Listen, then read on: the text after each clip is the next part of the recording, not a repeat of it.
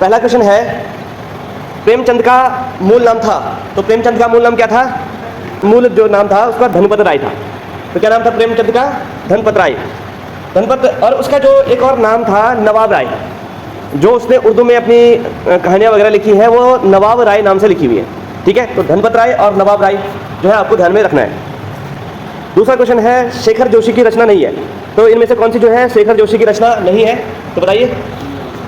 तो तब की बात और थी, जो ऑप्शन नंबर डी है, तब की बात और थी, तो ये शेखर जोशी की रचना नहीं है।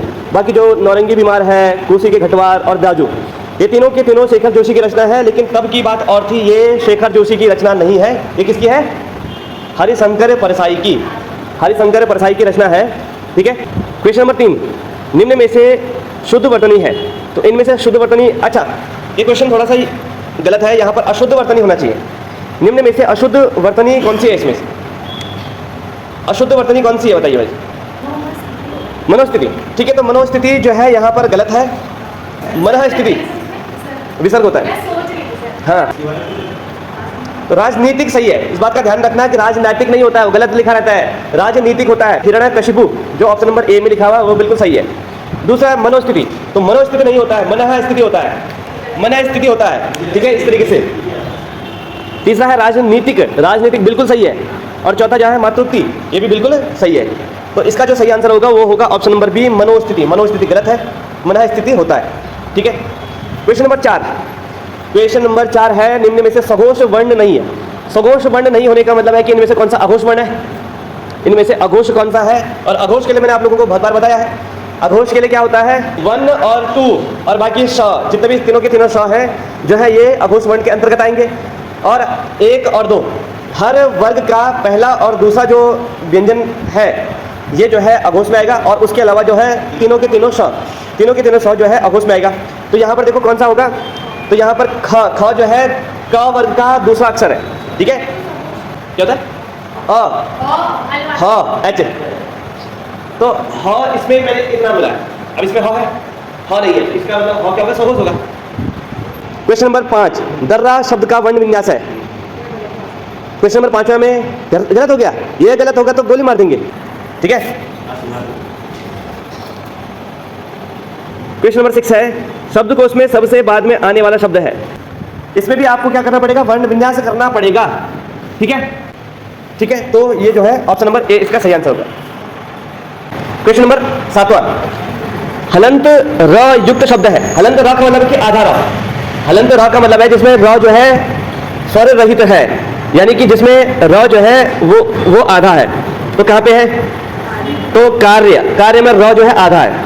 क्रम, क्रम में क आधा है, जो पहले बोला जा रहा है क्रम, क पहले आ रहा है। ठीक है, तो ये क आधा है और र पूरा है। ड्रम में ड आधा है और र पूरा है। तो इसका सही आंसर होगा ऑप्शन नंबर ए, ऑप्शन इसका सही आंसर होगा। क्वेश्चन नंबर 8, 8वां क्वेश्चन देखो, चुपचाप खड़ी थी वृक्ष पात, मानो सुन रही है निजी बात। तो अलंकार कौन सा है यहाँ पे अंकित? चुपचाप खड़ी थी वृक्ष पात, मानो सुन रही है निजी बात। ठीक है, तो यहाँ पर अलंकार कौन सा होगा बताइए? मानवीकरण अलंकार। अच्छा, यहाँ पर अगर 4 ऑप्शन में हमारे पास क्या बोलते हैं उत्प्रेक्षा, उत्प्रेक्षा अलंकार हमारे पास ऑप्शन में होता तो ये जो है उत्प्रेक्षा अलंकार का भी उदाहरण है। ठीक है, मैंने आप लोगों को उत्प्रेक्षा में मैंने आप लोगों को बताया था कि मन, मनु, मानो, जनु या जानो ऐसा करके टाइप का शब्द आएगा। नहीं, देखो वो डिपेंड करता है कि क्वेश्चन में क्या ऑप्शन में क्या है। यहाँ पर मानव शब्द लिखा हुआ है ना, अगर हमारे पास मानवीकरण ऑप्शन में ना होता, उत्प्रेक्षा में ऑप्शन में होता तो हमें उत्प्रेक्षा करना था। ठीक है, लेकिन यहाँ पर उत्प्रेक्षा नहीं है ऑप्शन में, और यहाँ पर नहीं, देखो दोनों नहीं होंगे ना, क्योंकि एक चीज में एक जो काव्य खंड होता है उसमें एक से ज्यादा अलंकार होना पॉसिबल है, तो वो दोनों ऐसे नहीं देंगे जिसमें कि कंट्रोवर्सी हो। ठीक है, देखो यहाँ पर मानव सुन रही होने की बात, प्रतीप अलंकार बेसिकली, प्रतीप अलंकार जो है वो उपमा अलंकार का अपोजिट होता है। प्रतीप और उपमा लगभग सेम होते हैं। उपमा में सा, सम, सरस इस प्रकार के शब्दों का प्रयोग किया जाता है। एक दूसरे से कंपेयर करने का जो है, यहाँ पर एक दूसरे से कंपेयर करते हैं।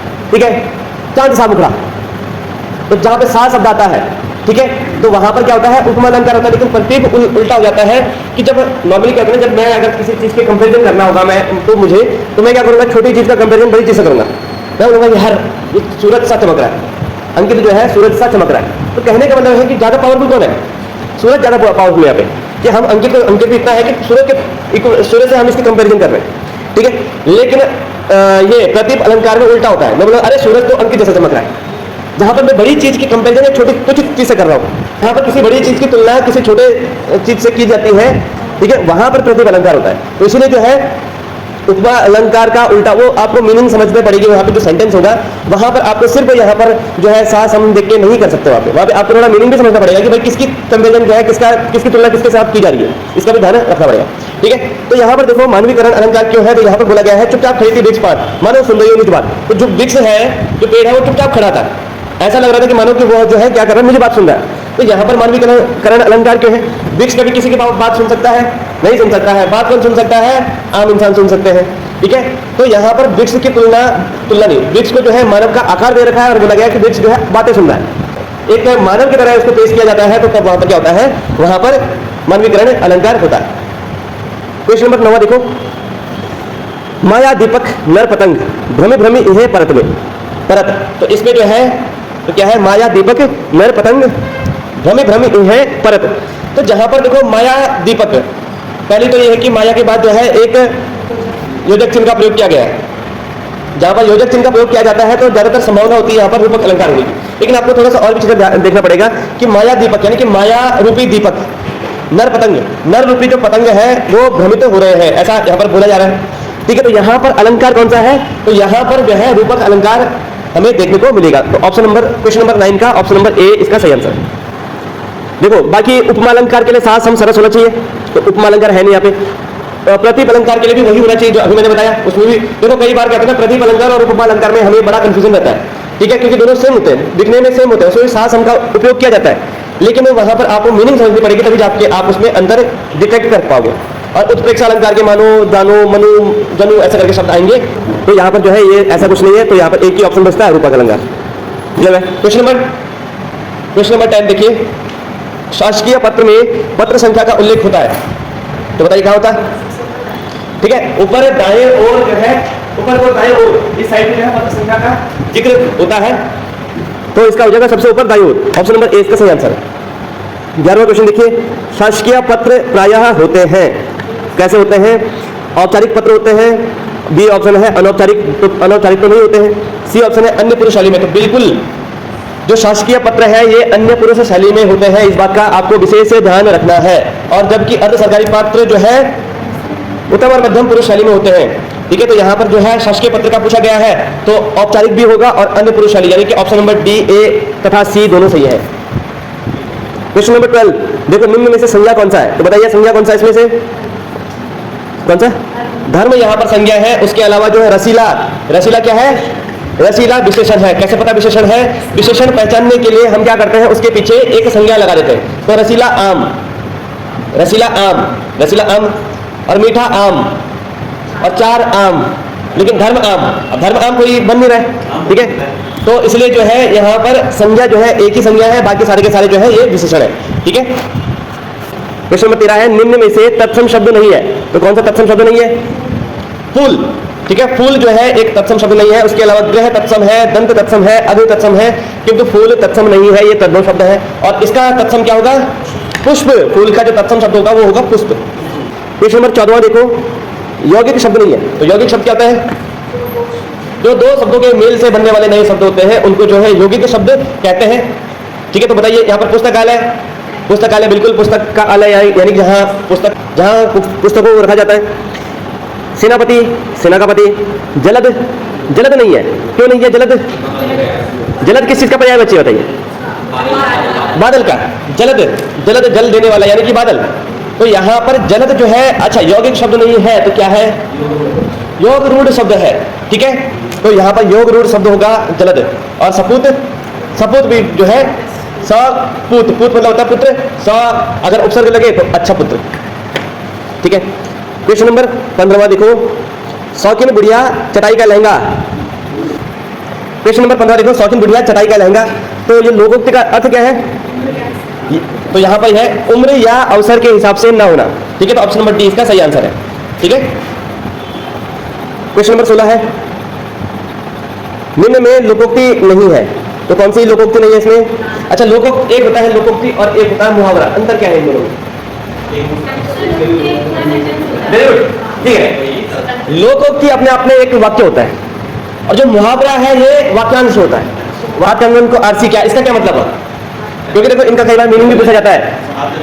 हाथ कंगन को आरसी क्या, इसका मतलब क्या हुआ? इसका मतलब ये है, अच्छा आरसी मतलब क्या होता है? आरसी मतलब होता है मिरर, शीशा। तो हाथ कंगन को आरसी क्या का क्या मतलब हुआ? इसका मतलब ये है प्रत्यक्षम किम प्रमाणम। तो जो प्रत्यक्ष चीज होती है उसके लिए प्रमाण की जरूरत नहीं होती है। आई बात समझ में? ठीक है। दूसरा है हंसा थे सो उड़ गए कागा भय दीवान, इसका क्या मतलब है? हंसा थे जो उड़ गए, यहाँ पर बोला जा, यहाँ पर कहने का मतलब यह है कि जो काबिल थे वो तो चले गए यहाँ से, लेकिन जो काबिल नहीं थे उनको जो है पद मिला हुआ है। आई बात समझ में? दांत खट्टे करना, दांत खट्टे करने का क्या मतलब है? दांत खट्टे करने वाला सबक सिखाना। ठीक है, मैं इसके दांत खट्टे कर दूंगा, तो मैंने दांत खट्टे कर दूंगा के साथ साथ एक्स्ट्रा कुछ बोला ना, तो एक्स्ट्रा बोला क्योंकि दांत खट्टे करना अपने आप में क्या है? वाक्यांश है। ठीक है, तो इसलिए ये क्या है, जो वाक्यांश होता है वो एक मुहावरा होता है और जो अपने आप में कंप्लीट वाक्य होता है वो क्या होता है? वो एक लोकोक्ति होती है। कर भला सो हो भला। ठीक है, अब कोई काम होगा मैं बोलूँ कर भला सो हो भला, तो इसके साथ मुझे कुछ एक्स्ट्रा ऐड करने की जरूरत नहीं है। क्वेश्चन नंबर 16 का, तो क्वेश्चन नंबर 16 का जो है हमारा आंसर होगा ऑप्शन नंबर सी, दांत खट्टे करना। अब क्वेश्चन नंबर 17 देखो, भारत में इंटरनेट की शुरुआत हुई तो कब हुई भाई? Option number C 1995, option number C इसका सही आंसर है। क्वेश्चन नंबर 18, हिंदी भाषा को कितने उपभाषा वर्गों में बांटा गया? 5 उपभाषाओं में, बताइए कौन कौन? राजस्थानी, पूर्वी, पश्चिमी, पहाड़ी और बिहारी हिंदी। ठीक है, तो ये 5 जो है भाषाओं 5 उपभाषाओं में बांटा गया है। ठीक है। क्वेश्चन नंबर 19, तो क्वेश्चन नंबर 19 है सुमेलित नहीं है, तो कौन सा सुमेलित नहीं है बताइए? ठीक है, तो यहाँ पर देखिए महापंडित किसका उपनाम था? राहुल सांकृत्यायन को महापंडित बोला जाता था। प्रेमचंद को उपन्यास सम्राट बोला जाता था। महादेवी को आधुनिक युग की मीरा बोला जाता था। और गोसाईदास किसका उपनाम था? सुमित्रा नंदन पंत को गोसाई बोला जाता था। ठीक है, तो ऑप्शन नंबर डी इसका सही आंसर है। क्वेश्चन नंबर 20, दीर्घ संधि का उदाहरण नहीं है, कौन सा नहीं है? अत्याचार। अच्छा, यहाँ पर अगर दीर्घ संधि नहीं है तो क्या है? वेरी गुड, यहाँ पर यण संधि आपको देखने को मिलेगी, अति धन आचार। ठीक है, आचार मतलब आचरण। नेक्स्ट देखो क्वेश्चन नंबर 20, तो जो अत्याचार है इसको छोड़ के सभी में जो है दीर्घ संधि आपको देखने को मिलेगी। ठीक है।